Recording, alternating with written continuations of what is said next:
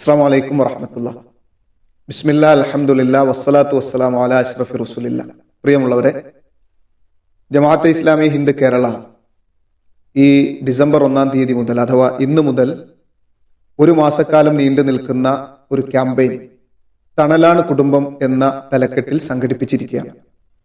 ജമാഅത്തെ ഇസ്ലാമി എറണാകുളം എല്ലാ ദിവസവും ഈ ക്യാമ്പയിനിന്റെ സന്ദേശം ഉൾക്കൊള്ളുന്ന ഹ്രസ്വ വീഡിയോ സന്ദേശങ്ങൾ പുറത്തിറക്കുകയാണ്.